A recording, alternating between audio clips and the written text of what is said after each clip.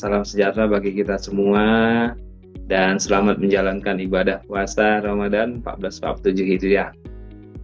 Yang sama kita hormati Bapak Eka Tarwaca Susila Putra dari Fakultas Pertanian UGM dan terkhusus Bapak Ibu Nusantara Entrepreneurs yang berbahagia pada siang hari ini. Risiko anomali iklim terhadap keberlangsungan bisnis perkebunan. Sebelumnya, Bapak Direktur Keuangan dan Manajemen Risiko, Bapak M. Iswayudi, mohon maaf ya, karena berhalangan hadir pada webinar kita hari ini. Namun, beliau berharap kita dapat melaksanakan webinar kali ini dan mengambil sisi baiknya. Dalam satu dekade terakhir, kita menyaksikan perubahan pola iklim yang semakin sulit diprediksi.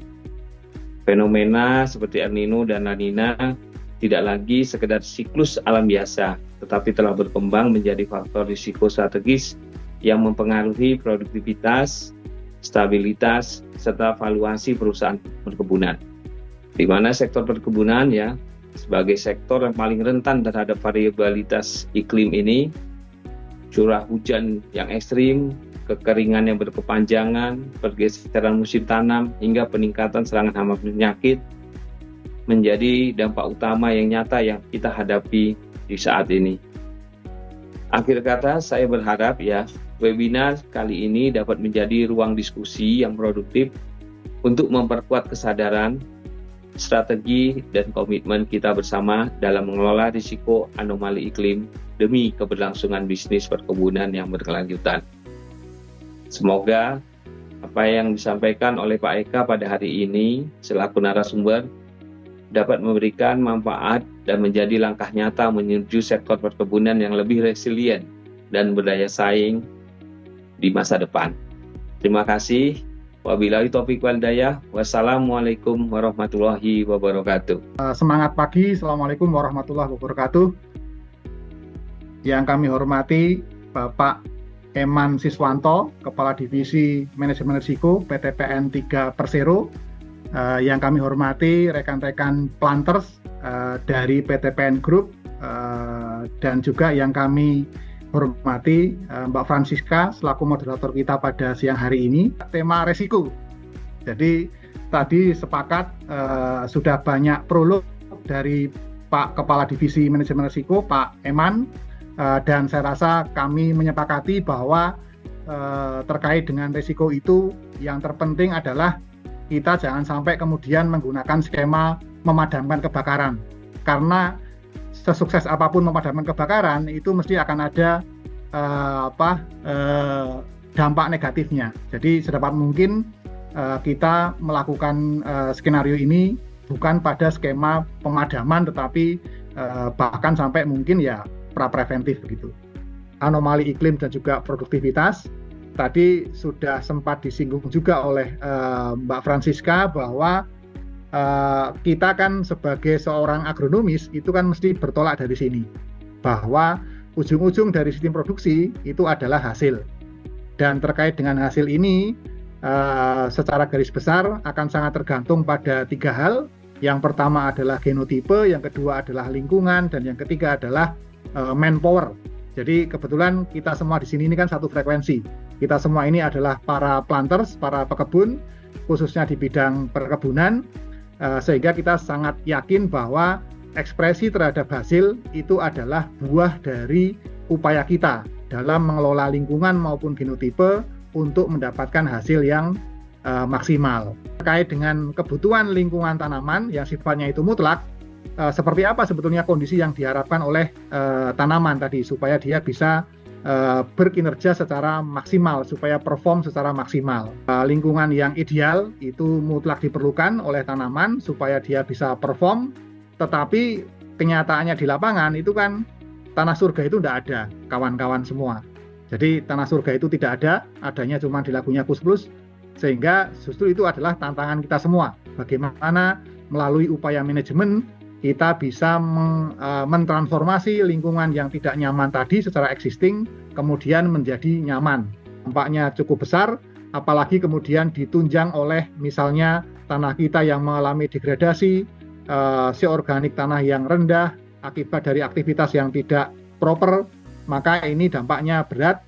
Misalnya terjadi kenaikan risiko kompaksi, pemadatan tanah. Kemudian yang kedua adalah karena tanahnya kompaksi, maka akan terjadi penurunan kemampuan tanah dalam menahan air maupun pupuk, sehingga efisiensi penggunaan air maupun nutrisinya ini rendah, dan akan meningkatkan tingkat erosi, sehingga risiko kehilangan topsoil akan semakin besar, dan ketika musim kemarau datang lebih rentan terhadap kekeringan akibat retensi air yang drop tadi. Nah, ini tentu saja seperti yang tadi sudah disampaikan oleh Mbak Francisca di awal dan juga Pak Eman, memang ketika terjadi fenomena anomali iklim, kemudian diikuti oleh kejadian iklim ekstrim, cuaca ekstrim, salah satu indikator cuaca itu adalah terkait dengan temperatur. Misalnya temperatur udaranya tadi dari data yang ada itu kan tidak ada yang turun, tapi temperaturnya itu secara gradual naik dari semua stasiun yang kita record di seluruh Indonesia. Tipologi terkait dengan anomali iklim, jadi secara definisi ketika kita berbicara mengenai anomali, ya anomali itu kan keluar dari zona yang seharusnya atau penyimpangan. Dan ketika kita berbicara mengenai anomali, maka ini mesti melibatkan pergeseran, terutama berkaitan dengan pergeseran anasir-anasir dari iklim maupun anasir-anasir dari cuaca. Nah, kemudian beberapa hal lain yang juga bisa kita lakukan, misalnya dengan penerapan sistem terintegrasi ini. Ini terutama tadi sudah saya sebut beberapa tanaman PTPN ya, terutama berkaitan dengan kopi, kakao, teh itu kan sebetulnya secara natural itu kan memang perlu setting, sehingga ini sebetulnya sangat memungkinkan untuk kemudian melakukan integrasi begitu.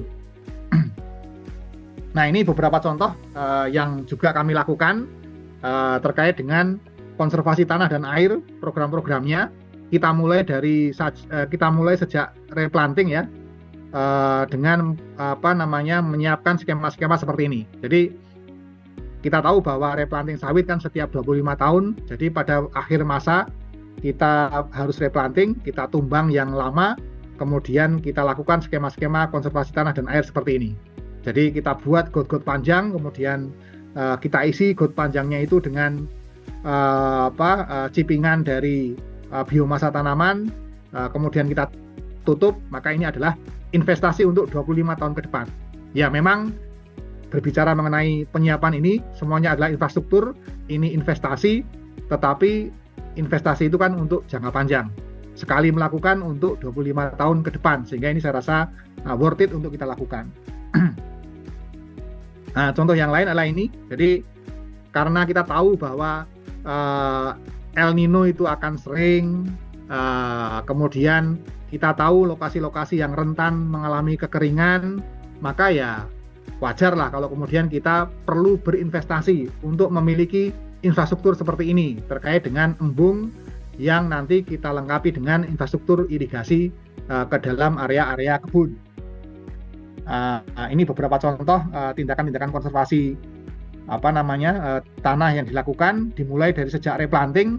Harapannya kalau kita tata dimulai dari replanting, maka sampai dengan 25 tahun. Nah, ini beberapa teknologi yang lain dalam rangka untuk antisipasi adaptasi terhadap cekaman kekeringan, El Nino, kemarau panjang, air yang terbatas. Maka misalnya di sini mencoba untuk diintegrasikan antara silpit dengan solid dewatering, dengan kompos dan biochar. Nah, ini juga saya rasa ini semua sumber dayanya ada di lingkungan teman-teman, tinggal mau melakukan atau tidak dalam rangka untuk mengembangkan skema-skema adaptasi.